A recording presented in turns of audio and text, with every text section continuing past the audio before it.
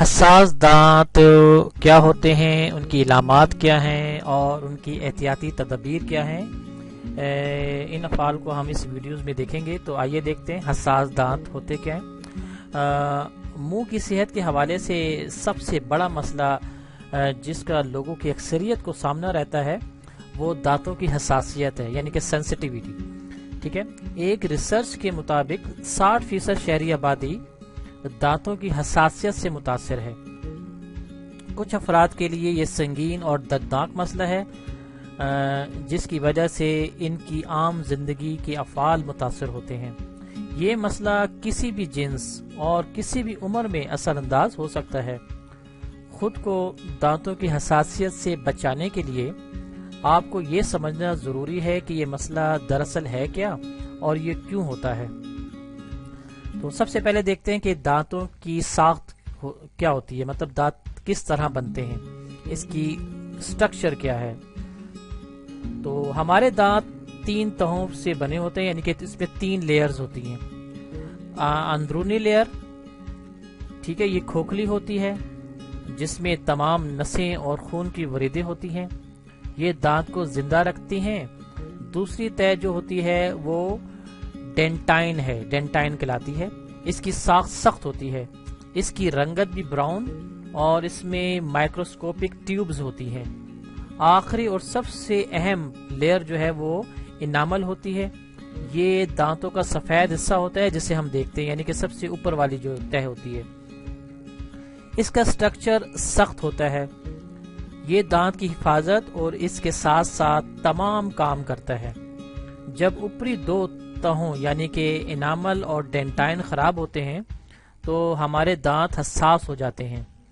اس کے ساتھ ساتھ جب مسوڑے پیچھے کی طرف ہٹنے لگتے ہیں تو دانتوں کی جڑیں ظاہر ہونے لگتی ہیں، یہ عمل حساسیت کا سبب بنتا ہے۔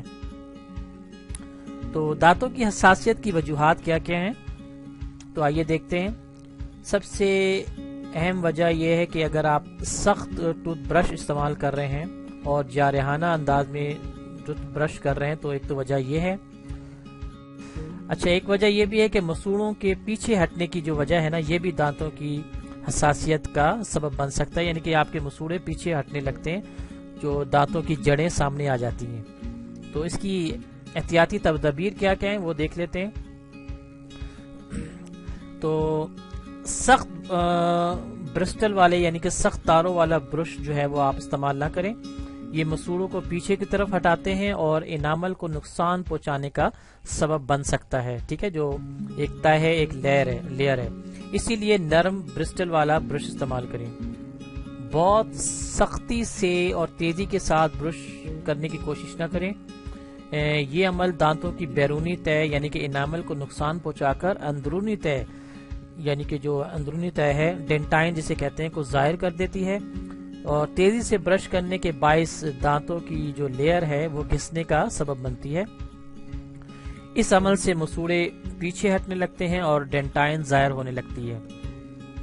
اچھا، ایسیٹک کھانے، جیسے آپ دیکھیں ایسیٹک کھانا جو میں نے بتایا تھا وہ کون کون سے، جس طرح آپ ٹماٹر کھاتے ہیں، ترش پھل ہے، اچار وغیرہ، اس سے آپ گریز کریں، یہ انامل کو نقصان اور دانتوں کی کشیدگی کا سبب بنتے ہیں۔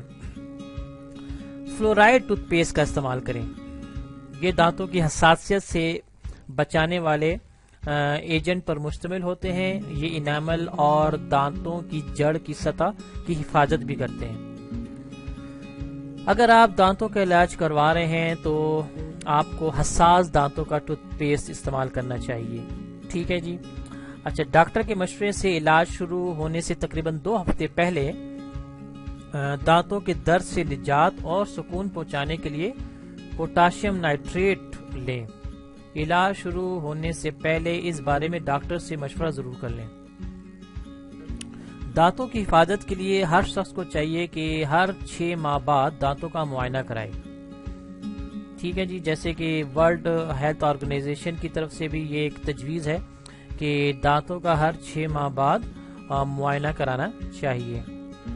اگر دانتوں کی حساسیت یعنی کہ سینسٹیویٹی طویل عرصے سے تکلیف کا باعث بن رہی ہے تو گھریلو علاج کے بجائے فوری طور پر ڈاکٹر سے رجوع کریں اور معائنہ اور مشاورت کے بعد دانتوں کے ڈاکٹر ضرورت کے مطابق مختلف علاج کا مشورہ دے سکتے